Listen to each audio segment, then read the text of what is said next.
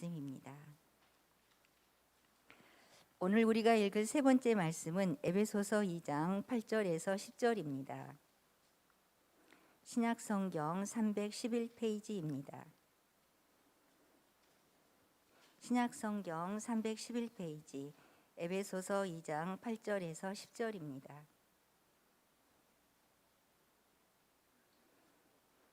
너희는 그 은혜에 의하여 믿음으로 말미암아 구원을 받았으니 이것은 너희에게서 난 것이 아니요 하나님의 선물이라.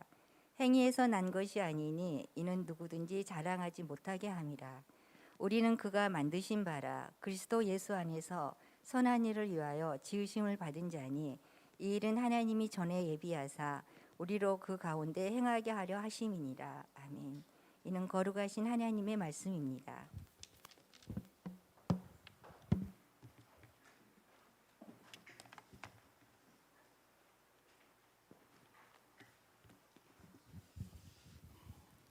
우리 주일 예배에 나오신 우리 성도 여러분과 또 우리 자녀들을 축복합니다. 오늘도 하나님의 음성 듣는 시간 되시기를 소망합니다. 오늘은 우리 꿈터 교회의 의미가 있는 날인데요. 우리 꿈터 교회가 6개월이 되었습니다.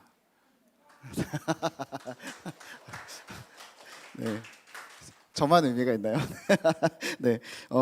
교회는 건물이 아니라 여기 있는 성도 여러분들 자신이 교회라는 것을 좀 기억해 주시고요. 그래서 이 시간에는 특별히 옆 사람을 향해서 박수를 이렇게 쳐주시면 좋을 것 같아요. 이렇게 옆을 향해서 옆 사람을 향해서 당신이 교회입니다. 당신도 교회입니다. 이렇게 축하해 주시면 좋겠고요. 한 번 더 축복하고 싶은 마음이 좀 있는데요. 우리 아이들이 우리는 같이 예배를 드리고 있어요. 그렇죠?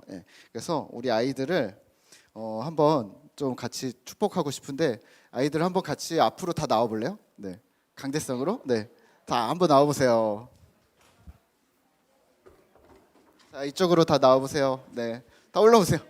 우리 교회 이거 그렇죠.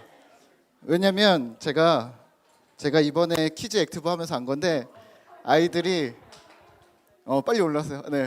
아이들이 무대를 좋아하더라고요. 저는 무대를 크게 만들 생각 필요 없다고 생각했는데 아이들이 무대를 좋아하더라고요. 이석이. 자, 그래서 이 시간에 우리가 온 세대 예배를 드리고 있는데요. 이렇게 온 세대 예배를 드리는 교회가 많지가 않아요. 서로 상당한 배려가 있어야만 가능한 예배인데요. 어떤 날은 우리가 조금 소란스럽기도 하고 어떤 날은 되게 조용하기도 한데 그 주역들이 여기에 있습니다. 제일 어린 친구가 이삭이랑 지안이죠. 지안이. 우리 예배 때 가끔 깔깔깔깔 거리는 친구들은 5살입니다. 얼마나 예뻐요, 그렇죠? 우리 친구들을 향해서 우리가 이렇게 박수 한번 또 쳐줄까요? 우리 너네들이 우리 꿈터교의 미래야. 자, 그리고 우리 한 번 더 박수 칠 텐데 이번에는 우리 친구들이 박수 세게 칠 수 있죠. 이번에는 우리 집사님들을 향해서 우리랑 같이 예배해 주셔서 감사합니다. 또 우리도 너무 재밌습니다 하고 박수 한번. 자, 그래요. 자, 엄마 아파트로 들어가세요.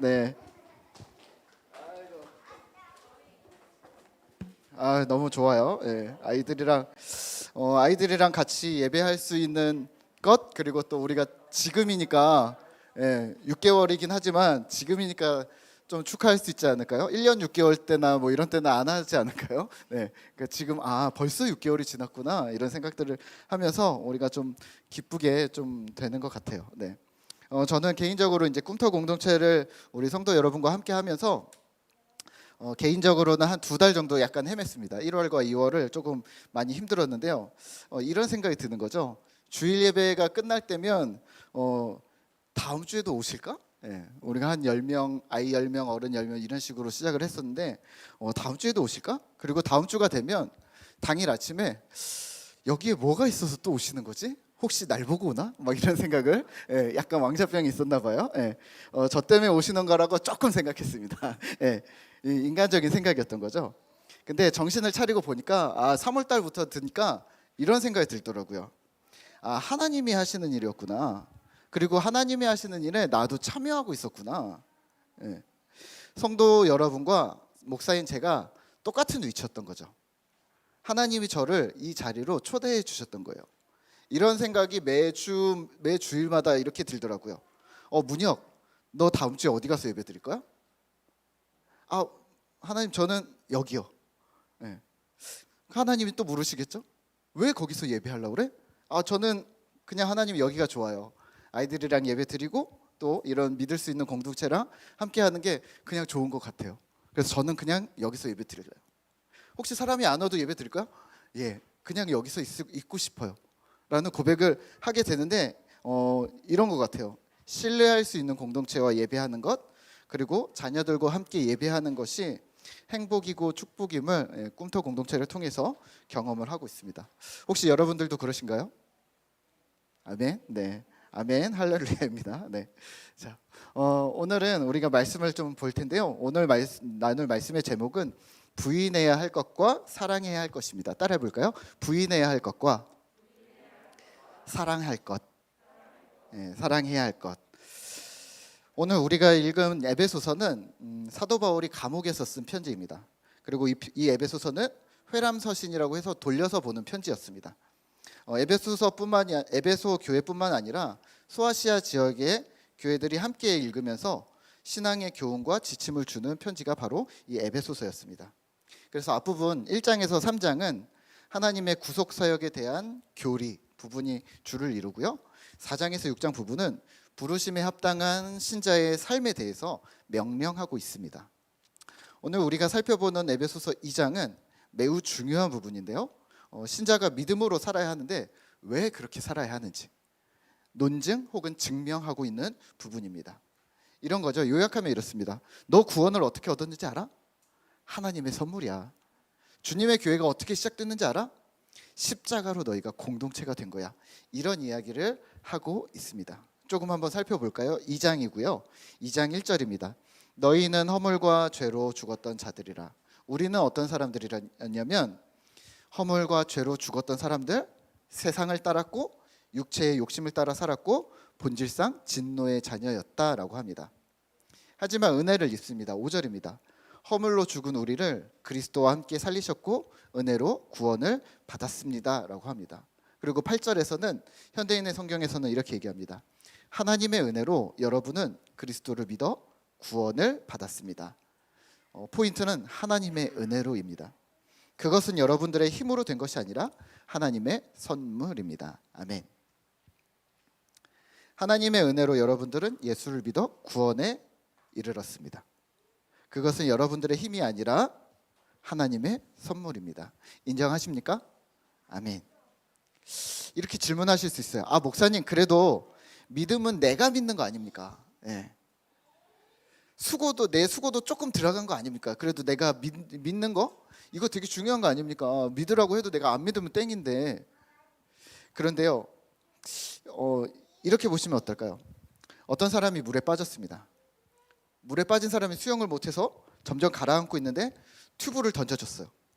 그 사람이 튜브를 딱 잡고 살아나왔습니다. 이렇게 보시는 거죠. 튜브를 예수님이 던져줬고 우리는 그걸 잡은 겁니다. 그러면 여기서 누구의 공인 거예요?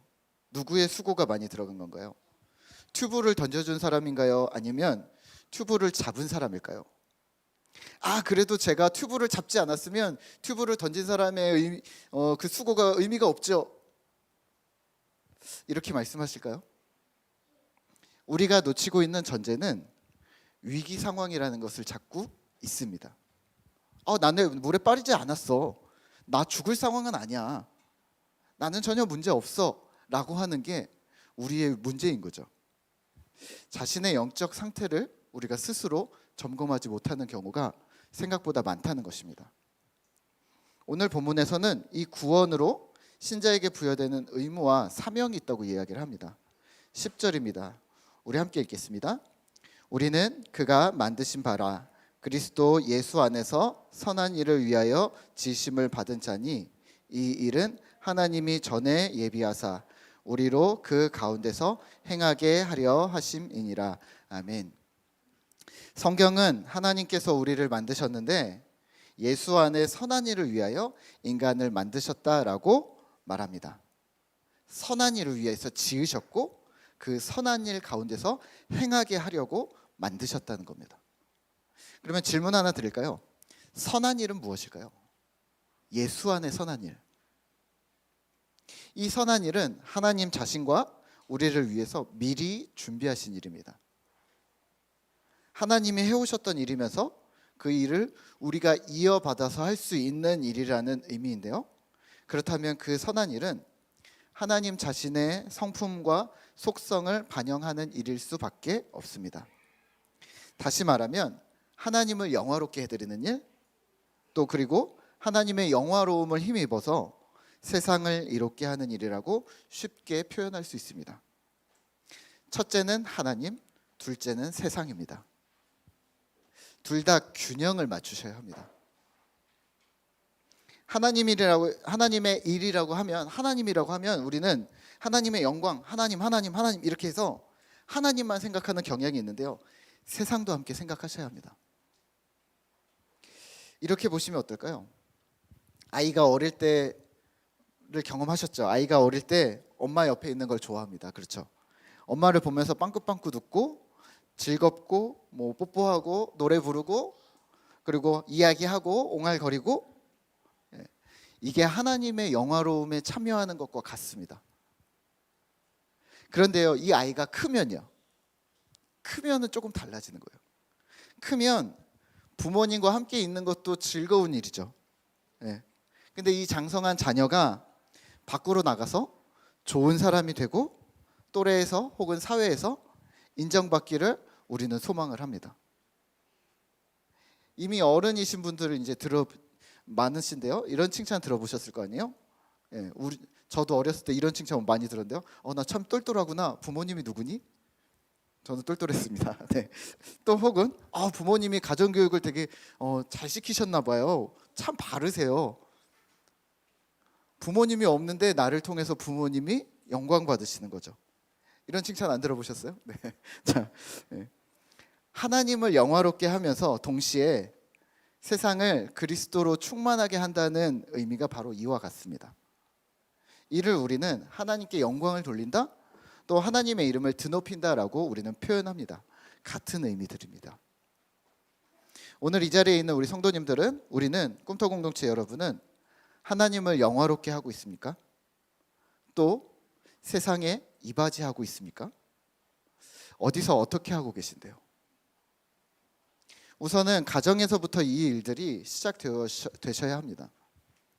자녀를 돌보고 믿음의 가정을 세우고 사랑을 쏟아붓는 것, 하나님의 영광과 세상을 세우는 일입니다. 혹시 어거스틴이라는 유명한 신학자 이야기를 들어보신 적이 있으실 거예요. 그 어머니가 모니카인데요. 모니카의 기도라는 단어를 들어보셨을 것 같아요. 어머니의 기도로 어거스틴이 방탕한 길에 있었는데 어머니의 기도로 방탕한 길에서 하나님께로 자녀가 돌아옵니다. 또 요즘에 우리가 묵상하기를 마친 사무엘상에서는 사무엘의 어머니 한나가 기도합니다. 아이를 갖지 못했던 한나가 이렇게 기도합니다. 주님, 아이를 주십시오. 내가 하나님의 사람으로 키우겠습니다.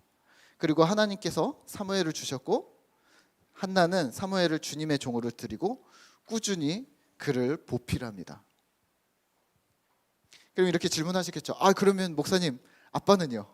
엄마만 해야 됩니까? 아니요, 아빠도 있습니다. 삼손 아시죠? 삼손의 부모님이 아이를 낳지 못했습니다. 사실은. 그랬는데 천사가 여자에게 나타나서 아들을 낳을 것이다 라고 이야기를 하면서 이렇게 키워라 라고 명령합니다. 여인이 남편에게 전해줍니다. 천사가 나타났었다. 그러자 이 남편이 마노아인데요, 마노아가 하나님께 기도합니다. 주님, 다시 나타나셔서 아내에게 말씀하지 마시고 나에게 직접 얘기해 주십시오. 그래야 내가 바르게 키울 수 있을 것 같습니다. 이 아이를 어떻게 키워야 하는지, 어떻게 지도해야 되는지 나에게 알려주십시오. 천사가 다시 나타나서 삼손의 아버지인 마노아에게 나타나서 이렇게 키워야 한다라고 말을 해주고, 그 마노아는 하나님의 말씀대로 삼손을 키웁니다. 믿음의 부모가 자녀를 믿음으로 키워내는 것, 중요한 하나님의 일의 첫 걸음입니다. 일터에서도 하나님의 일이 진행되어져야 합니다. 사장님으로 또는 직원으로 세상을 이롭게 하나님을 영화롭게 하는 일들을 하셔야 합니다. 학교에서도 마찬가지입니다. 또 우리의 일상에서도 마찬가지입니다. 그리고 우리가 속한 여러 가지 모임들과 공동체에서도 역시 하나님의 선한 일, 하나님의 성품과 속성이 우리를 통해 흘러가게 이어지도록 만드셔야 합니다. 포인트는 하나님께 영광일 뿐만 아니라 세상을 이롭게 하는 일입니다. 그렇다면 다시 한번 질문 드릴까요? 우리는 세상을 이롭게 하고 있습니까? SNS에서 어떤 목사님이 이런 고민을 털어놓으셨어요. 옛날에는 전도를 하면, 밖에서 전도를 하면 에이 하나님이 어디 있어? 라고 이렇게 반박을 한대요.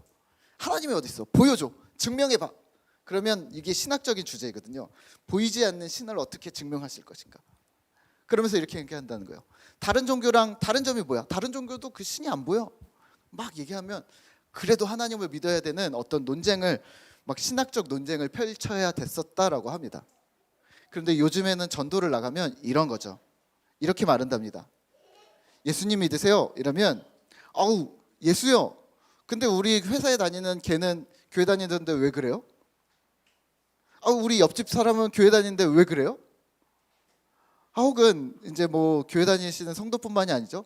그 뉴스에 나온 목사는 혹은 이런 종교는 왜 이런 거예요?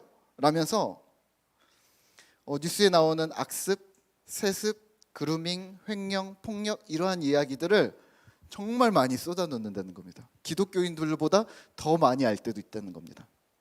그러면서 하는 얘기가 이겁니다. 기독교가 다른 종교보다 나은 게 뭡니까?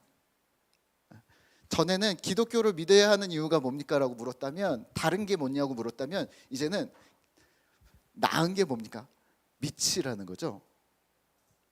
전도를 하면 교회를 향해 직접적으로 쏟아내지 못했던 비난을 먼저 쏟아내고 시작한다는 거죠. 논쟁도 못한다는 거예요. 왜냐하면 기본도 못한 것을 나열하고 있으니까요. 예전엔 저도 그런 질문들을 이야기를 하면 이렇게 대처를 했었습니다. 집사님 그 사람 목사 아니에요. 그 사람 가짜예요. 이단이에요. 꼬리 자르기죠. 근데 이제는요, 그렇게 꼬리 자르기에는 너무 많아져 버린 거예요. 너무 많은 신자들이, 많은 교회들이 변질되어져 버렸습니다. 과연 우리는 세상을 이롭게 하고 있습니까? 하나님의 영광과 세상을 그리스도로 채우는 일은 같은 일인데 우리는 그 일을 관심을 두고 있습니까? 그러면 우리는 이걸 어떻게 해야 할까요? 팀 켈러의 답이 되는 기독교에서는 세속주의가 문제라고 얘기합니다. 요즘에 누가 종교를 믿어? 과학을 믿어야지. 누가 이런 시대에 성경을 따라서 살아? 그 몇천 년 전에 쓰여진 거를. 요즘에는 상황에 따라 사는 거야. 다들 그렇게 해. 라고 얘기하는데, 이 말에 신자들이 세상에 동조한다는 겁니다. 이게 세속주의입니다. 바르게 성경을 배우지 못하고 믿음을 배우지 못한 신자들이 말씀대로 생각하지 못하고 말씀대로 기도하지 않습니다. 세상처럼 생각하고 세상처럼 말하고 내 마음대로 기도합니다. 내 마음대로 행동합니다. 그리고 하나님이 어디냐고 오히려 묻습니다. 세상 사람들처럼 말입니다. 바른 신학의 부재는 바른 삶의 부재로 이어진다고 이야기합니다. 조금 더 쉽게 다시 이야기를 하면, 예수를 믿고 거부해야 할 것이 있고 따라야 할 것이 있는데 이 선을 명확하게 하지 않았기 때문에, 명확하지 하지 않은 것이 바로 패착이라고 얘기합니다. 문제라고 합니다. 그래서 기본도 못하는 교회, 기본도 못하는 신자가 생겨난 것입니다. 정확하게 할까요? 예수 믿기 이전의 삶을 버리셔야 합니다. 예수님 없을 때의 삶을 돌아보지 마셔야 합니다. 손에 쟁기를 잡고 뒤를 돌아보지 말으셔야 합니다. 농사 지어보셨죠? 밭일 해보셨죠? 이렇게 하는데 뒤를 돌아보면서 하시면 안 된다는 거예요.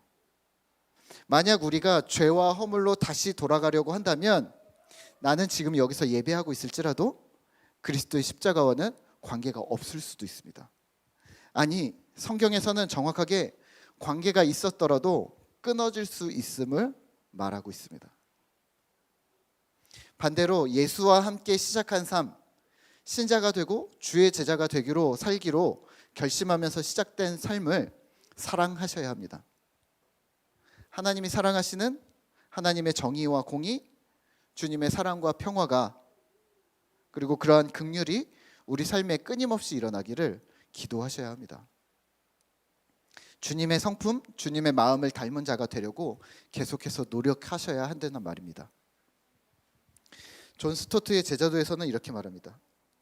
신자가 경계해야 되고 적응하면 안 되는 것이 4가지가 있는데, 첫 번째는 다원주의, 두 번째는 물질주의, 세 번째는 윤리적 상대주의, 네 번째는 나르시시즘입니다. 첫 번째는 다원주의인데요, 이런 겁니다. 누가 요즘에 종교를 믿어. 뭘 하든 열심히 성실하면 되는 거야. 남에게 피해 주지 않고 나한테 부끄럽지 않으면 되는 거야. 이런 삶에는 유일하신 하나님이 필요하지 않습니다. 잘 살 수 있거든요. 하지만 아닙니다. 예수님은 유일하신 하나님입니다. 이 사고방식에 물드시면 안 됩니다. 두 번째는 물질주의인데요, 물질주의 하면 돈이면 다 돼, 수치로 계산하는 것이라고 생각하실 수 있는데 그것을 더 넘어섭니다. 돈, 명예, 자랑, 성공 모두 계산거리가 됩니다. 수치로 나오지 않아도 계산거리가 됩니다. 하지만 아닙니다. 이 땅에서의 우리의 삶이 짧다는 것을 기억하셔야 합니다. 윤리적 상대주의는 기준이 없습니다. 나르시시즘은 자기 사랑입니다. 내가 기준이 되는 거죠. 또는 상황이 기준이 되는 거죠. 이런 겁니다. 범죄자도 알고 보니까 불쌍한 사람이더라. 네, 그를 불쌍할 수 있습니다. 하지만 범죄는 범죄입니다. 해결을 해야죠. 또는 그릇된 자기 사랑은 이렇게 얘기합니다. 내 기분에 따라서 행동해. 내가 중요하지 뭐. 오늘 기분이 안 좋은데 교회를 가지 말지. 오늘 기분이 안 좋은데 오늘은 큐티를 하지 말지. 오늘은 기분이 별론데 기도하지 말지. 네, 그럴 수 있습니다. 한 번씩 차선을 살짝 이탈할 수는 있습니다. 하지만 그 위에 주님의 법칙, 말씀의 선을 넘어서는 안 됩니다. 내 인생의 주인이 주님이심을, 나는 그의 제자임을 기억하셔야 한다는 말입니다. 오늘은 저희 꿈터교회가 정확히 6개월이 되는 날인데요, 6개월 동안 우리는 교회 공동체가 기본을 해내는 것에 대해서 우선은 집중을 했습니다. 5가지 비전을 두고 있기는 하지만 기본에 주력하고 있습니다. 첫 번째는 소망하는 예배. 우리가 주일에 드리는 예배가 또 우리가 수요일에 드리는 기도회를 통해 우리가 하나님을 경험해야 하잖아요. 기본입니다. 기본 중에 기본입니다. 사실은 예배를 세우는 것은 목표가 아닙니다. 예배는 기본입니다. 성도님들이 예배에 참석하시는 것을 기본으로 여기시는 것처럼 공동체 역시 예배에 은혜가 있게 하는 것, 그리고 예배에 하나님의 임재를 경험하게 준비하는 것은 교회의 기본된 일입니다. 이거는 목표가 아니라 기본인 일입니다. 이것이 우리 신앙생활 전체의 목적은 아닌 것이죠. 목표는 하나님을 경험한 성도들이 제자가 되는 것이 목표입니다. 여기서 하나님을 경험해서 그 기본을 쌓은 자들이 세상에 나가서 그리스도의 제자로 사는 것이 바로 목표인 것입니다. 예배를 드리면서 예배를 통해 어떤 사람은 예수님을 믿기로 결심합니다. 또 어떤 사람은 성경을 읽기로 결심합니다. 또 어떤 사람은 이웃을 사랑하기로 예배를 통해 결심합니다. 네, 그러면 우리는 예배에 성공했습니다. 우리는 그런 예배를 소망합니다. 두 번째는 균형 있는 성장과 진실한 공동체에도 우리가 힘을 썼는데요, 성경 공부와 나눔을 통해서 우리가 말씀과 기도라는 균형, 2가지가 항상 같이 가야 된다고 말씀을 드렸죠. 신앙과 삶이라는 균형, 우리의 믿음은 밖에서 드러난다고 말씀을 항상 드리죠. 나와 공동체라는 균형을 이제 우리가 잡아가고 있는데요, 많이들 성장하고 계십니다. 여기서 진실한 공동체가 이제 이루어지는 것인데요. 그 고민을 나누는 거죠. 말씀과 내 삶이 뭐가 다른지, 내 기도와 내 목적이 무엇이 다른지, 더 나아가 내가 말씀으로 살았던 실패와 성공을 나누기 시작을 합니다. 그게 우리 안에서 이제 시작되기 시작하는 거죠. 그냥 우리가 속마음을 얘기하고 비밀 이야기를 한다고 해서 진실한 공동체가 되는 것은 아닙니다. 신앙의 관점을 맞춰 나가는 것이 바로 공동체입니다. 이게 조금 더 늘어나가야 합니다. 우선은 우리가 약한 대로, 우리가 사람이 부족한 대로 기본에 충실하려고 노력했고, 또 눈에 보이는 이벤트들을 우리는 거부를 했고, 대신 실제적인 신앙의 유익이 되는 성장에 초점을 두었습니다. 앞으로 우리 공동체가 가야 할 길은 멀습니다. 그리고 또 해야 할 일도 많습니다. 안팎으로 변혁을 이루는 공동체, 찾는 이 중심의 공동체를 도전할 것이고, 동시에 이 세 가지를 꾸준히 이어갈 것인데요. 우리 온 공동체가 한 마음으로 기도를 해주시죠. 우리가 흔들리지 않도록, 신자가 되는 일에 집중할 수 있도록, 공동체가 제자로 서는 일에 잘 집중할 수 있도록 기도해 주십시오. 바울이 에베소 교회를 위한 두 번의 기도 중에 두 번째 기도가 기억에 남는데요. 제가 에베소서 3장 14절에서 19절을 한번 읽고 오늘은 말씀을 마치도록 하겠습니다. 이러므로 내가 하늘과 땅에 있는 각 족속에게 이름을 주신 아버지 앞에 무릎을 꿇고 비노니 너희 속사람을 능력으로 강건하게 하시며 그리스도께서 너희 마음에 계시게 하시고 너희가 너희와 함께하는 공동체 모든 성도와 함께 지식에 넘치는 그리스도의 사랑의 넓이와 길이와 높이와 깊이가 어떠함을 깨달아 하나님이 너희에게 우리에게 충만하게 거하시기를 구하노라. 아멘. 우리 주가 일하시네. 우리 함께 찬양하고 기도하도록 하겠습니다.